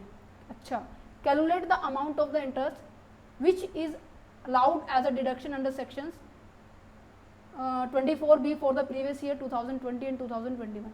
सुनो क्या कह रहे हैं, बड़ा आसान क्वेश्चन है, पहले इसको थोड़ा सा इरेज कर लेती हूँ, या आप कर लेंगे, मुझे बताओ जल्दी से। अच्छा है चैप्टर, चलो सबसे पहले आपने कहा कि डेट ऑफ कंस्ट्रक्शन मेरी कब की है, ये है, इसका फाइनेंशियल ईयर निकालो। स्टेप नंबर 1, फाइनेंशियल ईयर निकालो कि मेरा फाइनेंशियल ईयर क्या है, 2022-2023 है। दैट मीन्स 1 अप्रैल 2022 से लेकर 31 मार्च 2023, इसको मुझे क्या करना है, बिल्कुल स्किप करना है, इसको देखना तक नहीं। कहते अच्छा, फिर मुझे किसको देखना है, यहाँ से मुझे, एक सेकेंड, 31/3/2022 तक का मेरा टाइम ड्यूरेशन कितना हुआ। अब यहाँ पे देखो 31/3/2020, 31/3/2021, यहाँ पे 12 महीने, यहाँ पे 12 महीने, यहाँ पे कितने महीने हो गए देखो, अक्टूबर, नवंबर, दिसंबर, जनवरी, फरवरी, मार्च, ठीक है, 6 महीने यहाँ पे, तो कितना हो गया, ये हो गया बच्चे आपका 24 प्लस के 6, ये हो गया 30 मंथ्स, ठीक है। सबसे पहले मैंने क्या किया, प्री कंस्ट्रक्शन पीरियड को कैलकुलेट किया, देन उसके बाद मुझे इसका इंटरेस्ट कैलकुलेट करना है। करंट ईयर का इंटरेस्ट क्या बनेगा, 20 लाख है, गुना में 15% है, ठीक है, तो कितना होगा, 30 हो जाएगा, ये 1 2 3 4 1 2 3 4, क्या मैंने सही कैलकुलेट किया है? ठीक है। 3 लाख रुपए मेरा करंट ईयर का है। प्री कंस्ट्रक्शन पीरियड का इंटरेस्ट कितना बनेगा? 20 लाख गुना में 15%, और ये है बच्चे आपका 30 महीने का, बटे में करेंगे 12। ठीक है, 0 से 0 कट हो गई है। अच्छा जी, इसको कैलकुलेशन करते हैं। 3 के टेबल पर कट हो गया, यहाँ पर 4 आएगा, यहाँ से ये 5 से कट हो गया, तो यहाँ पे 5 0 0 0 0 इंटू में 5 इंटू 3, ठीक है, 75 आ गया। 1 2 3 4, 1 2 3 4, 7,50,000 30 महीनों का क्या आ गया मेरे पास? इंटरेस्ट आ गया। फिर मुझे क्या बनानी है? इसकी 5 इंस्टॉलमेंट बनानी है। अब मेरा क्या काम रह गया? सेकंड स्टेप क्या है? स्टेप नंबर फर्स्ट तो मेरा क्या था कि मुझे फाइनेंशियल ईयर कैलकुलेट करना है। देन उसके बाद स्टेप नंबर मेरा सेकंड था कि मुझे current year pre construction period का इंटरेस्ट निकालना है। स्टेप नंबर 3 क्या निकल रहा है कि मैं इसकी 5 इंस्टॉलमेंट कर दूं, जो कि मेरा प्री कंस्ट्रक्शन पीरियड का इंटरेस्ट आया है। मैंने जैसे इसको 5 इंस्टॉलमेंट में क्लिक किया तो मेरे पास कितना आया? 1,5,0,0,0,0। ठीक है। अच्छा, करंट ईयर का प्लस के प्री कंस्ट्रक्शन पीरियड का इंटरेस्ट मिला दो 3 लाख प्लस के 1.5 लाख, तो कितना हो गया? 4.5 लाख। मीन्स कि इस साल आपको ये डिडक्शन अंडर सेक्शन 24B के अंदर ये मिलने वाली है। क्लियर है? समझ में आ रहे हैं? अच्छा, इन केस ये बोला जाए कि अगर आप सेकंड के, आप लास्ट पॉइंट आ गया मेरे हिसाब से, लास्ट से सेकंड पॉइंट है कि अगर आपके पास एक से ज़्यादा इसकी 4-5 घर है और 4-5 घरों के अंदर केवल 2-3 घर में आप रहते हो, बाकी के घर एज इट इज़ रखे हुए हैं, मतलब पड़े हुए हैं, कोई यूज़ नहीं हो रहा उनका, तो गवर्नमेंट कहती है कि अगर किसी के पास अगर एक घर है ना, वो भी बड़ी बात है, आपके पास तो सर जी 5 है, मीन्स कि आपने पक्का रेंट पे दिए होंगे। वो कहते हैं नहीं सर मैंने नहीं दिए हुए। कहते और क्या कर रहे हैं? नहीं वैसे पड़े हैं। नहीं ऐसे हम नहीं मानेंगे। तो इनकम टैक्स डिपार्टमेंट ने ये बोला हुआ है कि अगर आपके पास 2 या 2 से अधिक घर होते हैं तो उस केस में, जो मान लीजिए 4 घर हैं, ठीक है, उन 4 में से कोई भी 2 घर को आप सेल्फ ऑक्यूपाइड मान सकते हो, बाकी के बच्चे हम क्या मानेंगे? रेंटेड है। कहते भाई रेंट मिल ही नहीं रहा तो हम कैसे मानेंगे? तुम कैसे लोगे मुझसे रेंट की इनकम? कहते हम अपने आप कैलकुलेट कर लेंगे। कैसे कैलकुलेट करो? कहते हैं जो भी मार्केट में रेट चल रहा है, एक्सपेक्टेड रेंट होना चाहिए, मिनिमम रेंट आपको मिलना चाहिए, वो आपका क्या आ जाएगा? कहते एक्सपेक्टेड रेंट मिलते ही मेरे पास क्या आ जाएगी? GAV निकल जाएगी। निकल जाएगी नहीं निकल जाएगी? क्या लिखा हुआ? If the SSC has the 2 और more than the 2 house which are the self occupied, in such cases only 2 of these house shall be the considered to be the self occupied। उनमें से केवल 1-2 घर को सेल्फ ऑक्यूपाइड मानेंगे, बाकी को हम ये मानेंगे deemed to be let out, कि मान लिया जाएगा उन्होंने क्या किया हुआ है? किराए पर चढ़ाया हुआ है। और उनकी वैल्यू कैसे कैलकुलेट करेंगे? एक्सपेक्टेड रेंट की तरह कैलकुलेट करेंगे, मिनिमम वैल्यू करेंगे। ठीक है। अच्छा, इन केस घर क्या है, उस घर में आप खुद ही रहते हो तो मैंने आपको बताया कि उसकी जो ग्रॉस एनुअल वैल्यू वो नील होगी। ग्रॉस एनुअल वैल्यू नील है तो उस केसेस के अंदर जो आपकी म्युनिसिपल, तो देखो टैक्स फिर भी देना पड़ेगा, म्युनिसिपल टैक्स तो फिर भी देना पड़ेगा अगर आप उसके अंदर खुद रह रहे हो। ये आपकी डिडक्शंस आपकी अलाउड नहीं होती। डिडक्शंस क्या है? अलाउड नहीं होती है। अच्छा, मैंने कहा कि आप उस घर में खुद रहते तो ऑब्वियस ही बात है रेंट तो आएगा ही नहीं, म्युनिसिपल टैक्स वैसे ही अलाउड नहीं है, जो नेट एनुअल वैल्यू है वो क्या रह जाएगी? नील, क्योंकि रेंट ही नहीं है तो नील यही होगी। क्या आप इंटरेस्ट लेंगे? इंटरेस्ट अगर आपको मिल जाते हैं, सुनो, आपने घर लिया, घर को बनाने के लिए आपने लोन लिया और बनाने के बाद उसमें खुद रहने लगे, मीन्स कि कोई भी रेंट नहीं आ रहा। रेंट नहीं आ रहा तो इनकम नहीं हो रही, इनकम नहीं हो रही तो आपकी नेट एनुअल वैल्यू भी क्या है? नहीं आ रही। तो इस केस में स्टैंडर्ड डिडक्शन तो नहीं आएगी, जो कि मैंने आपको बताया 24A के अंदर, है ना, पहले भी डिस्कस किया थोड़ी देर पहले। अच्छा, तो ले लिया, ओके। अब इंटरेस्ट की मैक्सिमम अमाउंट कितनी मिलेगी? मैक्सिमम अमाउंट को लेने के लिए आपको या तो 2 लाख रुपए मिल सकती है मैक्सिमम डिडक्शन इंटरेस्ट की, या फिर 30,000 मिल सकती है। ऐसा क्यों भाई? ये देखा जाता है कि अगर आपने जो लोन लिया है, कंस्ट्रक्शन के लिए लिया है, परचेज के लिए लिया है, अगर वो कंस्ट्रक्शन और परचेज 5 साल के अंदर कंप्लीट हो जाती है, ध्यान से सुनना, अगर आपकी कंस्ट्रक्शन 5 साल के अंदर कंप्लीट हो जाती है तो आपको डिडक्शन मिल जाएगी 2 लाख की। अगर कंस्ट्रक्शन कंप्लीट नहीं हुई तो कहती है चलो अपने घर चलें, 30,000 रुपये तुम्हें देंगे। तो फ़ायदा क्या है, एक लिमिटेशंस क्रिएट कर दी है कि हाँ 5 साल के अंदर अंदर कंस्ट्रक्शन कंप्लीट करनी है, 2 लाख की डिडक्शन मिल जाएगी, अदरवाइज आपको 30,000 रुपये की क्या मिलेगी, डिडक्शन मिलेगी। क्लियर है, ये पढ़ लेना। कंपोजिट रेंट का मैंने आपको ट्रीटमेंट बता दिया था, सेपरेट होने का या ना होने का, राइट। अगर रेंटेड कंपोजिट रेंट अगर आप अलग अलग कर सकते हो तो उस समय रेंटेड इनकम को हाउस प्रॉपर्टी में कैलकुलेट करेंगे, और जो अदर सर्विसेज आप प्रोवाइड कर रहे हैं वो आपका पीजीबीपी या फिर अदर सोर्सेज में होगा। अगर आप उनको अलग नहीं कर पा रहे हैं तो उस केसेस में या तो वो पीजीबीपी में जाएगी, अदर सोर्सेज में जाएगी, हाउस प्रॉपर्टी से उसका कोई लेना देना नहीं। ठीक है, अच्छा लास्ट पॉइंट क्या कहते हैं कि recovery of the unrealised rent under section 25 है। अब देखो अनरियलाइज्ड रेंट जो कि हमने डिस्कस किया था कि ऐसा रेंट जो कि आपको मिला नहीं है, चार जो रूल्स थे वो सेटिस्फाइड किए थे। अच्छा, इन केस आपने केस दर्ज करवाया, जो कार्रवाई की हुई थी इतनी सख्त हुई कि विद इन 1 मंथ था वो आपको जो टेनेंट था, ठीक है, किराएदार था, वो मिल गया, अब उसने आपको किराया दे दिया, तो गवर्नमेंट कहती है किराया मिल गया, कहते हैं हाँ जी हाँ जी, तो हमें भी दे दो ना टैक्स हम की किराए पर, कहते हैं अच्छा। तो आपको ये 3 बात ध्यान रखनी है, क्या कि अब देखो आपने जब किराया नहीं मिला था तो आपने किराए की अमाउंट को माइनस कर दिया था कि मेरा 3 महीने का किराया नहीं मिला। मेरा 40,000 का एग्जाम्पल याद है कि मुझे 40,000 मीन्स की 2,40,000 थी मेरी इनकम, मैंने 40,000 रुपये माइनस कर दिया था, जिसके कारण मेरी टैक्सेबल इनकम कितनी बनी थी, 2 लाख। तो स्टैंडर्ड डिडक्शन भी मेरे पास कितनी मिली थी, 2 लाख के ऊपर 30% ही तो मिली थी। क्या मुझे 40,000 रुपये मिली थी? नहीं मिली थी ना। तो कहते हैं अगर मुझे इनकम मिल जाती है 40,000 तो सबसे पहले तो मैं स्टैंडर्ड डिडक्शन लूँगा, दैट मीन्स इसमें से पहले मैं 12,000 रुपये माइनस करूँगा, ठीक है। फिर जो बच गया 28,000 रुपये, ये अमाउंट टैक्सेबल होगी।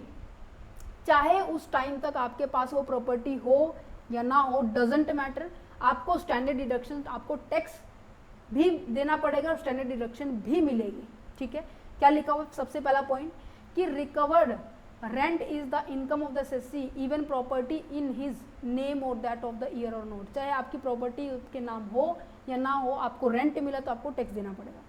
अगर आपको रेंट मिल जाता है, ठीक है, अगर आपको रेंट मिल जाता है और उसके ऊपर आपको अगर कोई इंटरेस्ट मिलता है, एरियर की पॉइंट ऑफ व्यू से बात की जा रही है, ठीक है, अगर आपको उसके ऊपर कोई इंटरेस्ट मिल जाता है तो वो इंटरेस्ट आपका हाउस प्रॉपर्टी हेड की इनकम नहीं होगी, वो आपकी अदर सोर्सेज की हेड की इनकम होगी। तो कहने का मोटा मोटा यही मतलब है, शेयर से डिविडेंड आ रहा है, डिबेंचर से इंटरेस्ट आ रहा है, बैंक से इंटरेस्ट आ रहा है, वो आपकी मोस्ट ऑफ अदर सोर्सेज में ही आती है, ठीक है। अच्छा, आपने कोई भी लीगल चार्जेस की लगाए थे, लीगल प्रोसीजर में कोई भी खर्चा हुआ है तो उसको हम माइनस करने का कोई अधिकार नहीं आपका। तो कहने का मतलब इनकम को तो टैक्सेबल है, खर्चे नहीं हम देखेंगे आपके, है ना, बड़ा अच्छा है, बट आपको स्टैंडर्ड डिडक्शन ज़रूर मिलेगी, ठीक है।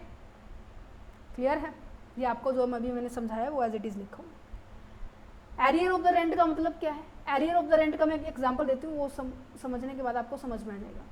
अब मैंने कहा कि आपने कहा कि 1/11/2023 को आपने कहा कि मैं तो मेरी प्रॉपर्टी का जो रेंट जो अभी फ़िलहाल आप 50,000 रुपये दे रहे हो ना, वो 50,000 से बढ़कर मैंने कहा कि मैं 70,000 लूँगा। टेनेंट कहता नहीं देता, तो उसने क्या कर दिया, अपने टेनेंट के प्रति कोर्ट में केस कर दिया। अब कोर्ट वालों ने रिस्पॉन्स दिया, भाई मान लीजिए आने वाले को, चलो इसको मैं 2020 मान लेती हूँ, ठीक है। अब क्या किया, 1 सितंबर 2024 को रिजल्ट आया कि हाँ जो तुम कह रहे थे 50,000 की बजाय कितना होना चाहिए, 70,000 रुपये आपकी रेंट का जो प्रॉपर्टी का किराया होना चाहिए, कि हाँ तुम ठीक कह रहे थे। तो ये पता है क्या कहता है, टेनेंट, कि इतने साल तक मैं कह रहा था, मुझे नुकसान हुआ 20,000 रुपये का, जो इनकम मुझे मिलनी चाहिए थी मुझे नहीं मिली, पहले तो मुझे वो दिलवाओ। कहते हैं हाँ जी बिल्कुल दिलवाएंगे। कितने साल हो गए, ठीक है, मैं इसको यहाँ पे ना 11 ही कर देती हूँ कि थोड़ा कैलकुलेशन में आसानी हो जाए। तो 2021 आएगा, 2022 आएगा, 2023 आएगा, 2024 आ गया। तो कितने साल हो गए, 21, 22, 23, 24, 4 साल तुमने मेरे रेंट का किराया मेरे को मिलने नहीं दिया है। एक साल में 12 महीने होते हैं, तो कितना हो गया, मल्टीप्लाई करो, 48 × 2 96,000, 9,60,000 रुपये मुझे नहीं मिले, 4 सालों का मुझे नुकसान हो गया। कहते अब तुम्हें दे तो रहे हैं, कहते ठीक है, कहते अब तुझे पैसा मिल गया, ठीक है, अब हमें भी इसके ऊपर टैक्स दे दे। कहते वाह जी वाह, पहले तो मुझे दिलवा रहे हो, ऊपर से मुझसे टैक्स ले रहे हो। कहते हैं हाँ जी लेंगे, तो मुझे स्टैंडर्ड डिडक्शन तो मिलती होगी। कहते हैं हाँ हाँ बिल्कुल मिलेगी। इसका 30% कैलकुलेट करो, मैं आपको कैलकुलेट करके बताती हूँ कितना आएगा। इसका 30% करेंगे 9,60,000 गुना में 30, तो ये आ जाएगा 2,88,000। ठीक है, माइनस करने के बाद ये बचेगा 672,000। ये आपकी अमाउंट टैक्सेबल होगी। क्लियर है? क्लियर है? समझ में आ रहा है? ओके जी, ये हो गया बच्चे आपका हाउस प्रॉपर्टी हेड कंप्लीट। ठीक है, हमने यहाँ पर आपकी जो बुक के प्रैक्टिकल क्वेश्चंस थे वो भी शॉर्ट आउट किए। ठीक है, अगर आप ये पीडीएफ लेना चाहते हैं तो आप ले सकते हैं। ₹9 आपको पे करना होगा इस पर्टिकुलर पीडीएफ के लिए, हाउस प्रॉपर्टी के लिए। व्हाट्सएप नंबर, ईमेल आईडी दोनों डिस्क्रिप्शन में गिवन है, टीम के साथ कॉन्टैक्ट कर सकते हैं अगर आप नोट्स लेना चाहते हैं। ठीक है, thank you for watching this video, have a nice day and all the very best for your exam. अगर फिर भी कोई डाउट रहता है, कोई भी कन्फ्यूजन रहती है, आप कमेंट सेक्शन में कमेंट कर दीजिएगा, मैं आपका सोल्यूशन जरूर प्रोवाइड करूँगी। ओके, चलिए।